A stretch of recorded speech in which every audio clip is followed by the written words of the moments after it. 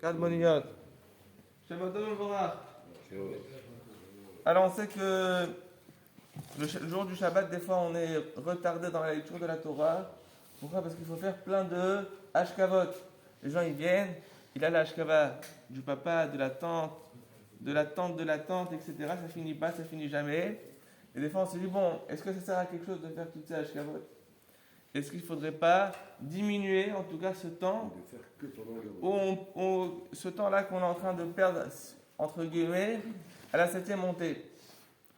Alors, on sait que le Ham Israël, il croit en ce qui s'appelle le Sachar et le Onesh, c'est-à-dire la récompense et la punition. Et forcément, quand on parle de punition, une personne, lorsqu'elle décède, elle quitte ce monde, elle a fait des Averot, il y a une case par laquelle elle est obligée de passer, si on veut, ce qu'on appelle la case du Gehinam, de l'enfer.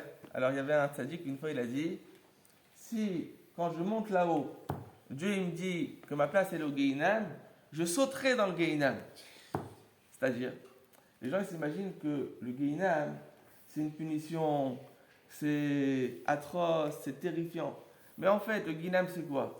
C'est la volonté de Dieu qu'on passe par cette case-là. De la même manière que Dieu il a la volonté que lorsqu'on vit ici sur terre, on le serve.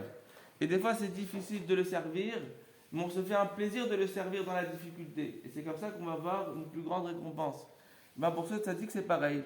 Si Dieu, lorsque je vais monter là-bas à 120 ans, il va me dire que ma place, il faut que je passe quelque temps au Gehinam, je me ferai un plaisir de faire la volonté de Dieu et de sauter dans le Gehinam. Donc ça nous donne un peu l'idée de comment il faut réfléchir sur le Gehinam. D'abord, c'est important. Maintenant, donc, une personne, d'accord, qui doit passer par la case Gehinam, d'accord? Comment ça se passe? Alors, on sait que la personne qui est Shomer Shabbat, qui respecte le jour du Shabbat, pour elle, le Gehinam, il est éteint un Shabbat. Il ne fonctionne pas. Pendant toute la semaine, il fonctionne. Tu fais Shabbat, d'accord? L'Oteva Rouach, tu n'allumes pas de feu le jour du Shabbat. Pareil, Akadosh Baruch Hu, il éteint le feu du Gehinam et tu es tranquille. Maintenant, qu'est-ce qui se passe? Dieu, il éteint le feu du Gehinam et la personne, elle reste dans le Gehinam, ou non, elle sort du Gehinam, elle va au Gan Eden. La réponse, c'est qu'en fait, elle sort du Gehinam, hop, on l'amène au Gan Eden, et après, le jour du Shabbat, qu'est-ce qui se passe? Akadosh Baruch Hu, il dit, écoute, tu n'as pas encore fini ton ta'alir de réparation, d'épuration au Gehinam, je te reprends du Gan Eden, et hop, on repasse dans le Gehinam. Et là, du coup, qu'est-ce qui se passe? Le mot c'est Shabbat. C'est pas un coup sûr. Hein? C'est pas sûr. C'est-à-dire quoi, c'est pas sûr? S'il rentre, il rentre, il ne rentre pas. Ah, exactement. On ne sait pas, ça veut dire, a priori, tous les Shabbats, la personne elle est en suspense. Est-ce qu'après Shabbat, je vais repartir au Gehinam ou pas? Mais a priori, quand la personne elle va au Gehinam, Dieu lui dit, écoute, toi, tu as tant d'années dans le Gehinam. Tant de jours dans le Gehinam. D'accord? Donc écoutez, donc c'est pour la raison pour laquelle le mot c'est Shabbat, à la sortie du Shabbat, on fait Yoshev Beseter Elyon. Et il ne faut pas bâcler Yoshev Beseter Elyon, Shuva Hashem Admata Yoshev Beseter Elyon. C'est un passage que d'après Ravad Yosef, d'après la Kabbalah, il faut faire même quand il y a un Yom Tov qui tombe dans la semaine. Pourquoi? Parce que c'est le moment où on raccompagne toutes ces personnes qui étaient dans le Gan Eden et on les raccompagne dans le Gehinam. Et on demande à ce que ça soit fait comme un enterrement. On le fait aussi. Avant de dormir aussi, on fait Yoshev Beseter Elyon. Donc, qu'est-ce qui se passe? On est en train de raccompagner ces gens-là. On espère que leur punition, leur difficulté, elle va être moindre, elle va être amoindrie. Mais ça, c'est qu'est-ce qui se passe avec ceux qui vont repartir au Gehinam? Mais à quoi elle sert la Hashkava alors? Et si le Gehinam, il est éteint le jour du Shabbat, quand est-ce qu'il faut faire la Hashkava? Si la Hashkava, elle sert à quelque chose, il faut la faire en semaine. Mais le jour du Shabbat, où le Gehinam, de toute façon, il ne marche pas, ça ne sert à rien de faire une Hashkava. Bonne question. Bonne question. Et est-ce que son Shabbat il était complet, il était net, il était parfait à 100%? Chacun avec son degré. Voilà. Chacun avec son degré. Alors écoutez, c'est quoi l'explication? Je vais vous dire tout de suite.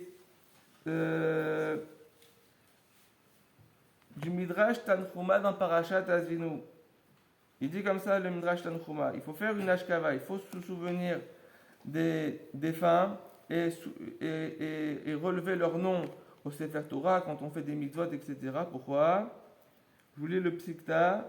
Kevan Shemet Adam ou Mevakshim alav rachamim, quand une personne décède et on demande sur lui de la miséricorde divine, Zorkim oto megeinam legan aiden kechetz mina keshet. On le sort, on le jette du Geinam vers le Gan Eden comme une flèche. Ça, c'est quand on demande la miséricorde de Dieu sur un défunt.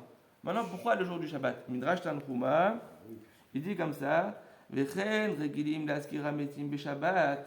On a l'habitude de mentionner nos défunts le jour du Shabbat. Pourquoi? Shelo yashuvu le Geinam. Pour ne pas qu'ils retournent au Geinam à la sortie du Shabbat. Ça veut dire qu'en fait, le samedi, où le Geinam ne marche pas, il est au Gan Eden, on a la capacité, on fait des tfilotes, on fait des mitzvot, etc. Pourquoi? Pour essayer au maximum de pouvoir... Donner plus de mérite. Exactement, pour pouvoir, de façon finale, d'accord, faire en sorte que la place de cette personne-là, elle soit que dans le Gan Eden et qu'elle ne puisse plus repartir dans le Geinam. Donc ça, c'est si on veut la Ma'ala. Donc l'importance de la Hashkava, on fera juste des Hashkavot courtes, d'accord, pas El Malé Rachamim et les grandes, etc. Pourquoi? Parce que le Harizal, il dit, celui qui fait des grandes Hashkavot, c'est pas que ça marche, c'est encore pire, d'accord? Il n'y a pas d'interruption au niveau du Sefer Torah. En tout cas, on fait les Hashkavot de ceux qui sont dans l'année. Pourquoi? Parce qu'on sait qu'un rachat maximum, c'est 12 mois dans le Geinam. Donc ceux qui ne sont pas dans l'année ou ils ne sont pas dans la semaine du Yortzeit, il n'y a pas raison de mentionner leur nom. D'accord? Donc on fait la Hashkava, on les laisse se reposer. Que ceux qui sont dans l'année, donc ça va diminuer le temps au Sefer Torah, d'accord? C'est pas ce qu'on est en train de chercher ici. Mais c'est l'importance de la Hashkava et l'importance du Teilim de Yoshev Veseter Elyon. Toute personne qui a une difficulté, elle veut étudier la Torah et réussir dans son étude. Qu'il n'y ait pas de coup de téléphone, qu'elle puisse avoir la concentration pour son étude de la Torah avant qu'elle étudie. Yoshev Veseter Elyon, tous les Mekatregim, tous les anges maléfiques, etc., accusateurs, ils sont mis de côté. Et là, on peut étudier la Torah, on peut se lancer dans notre business, on peut recevoir de la réussite.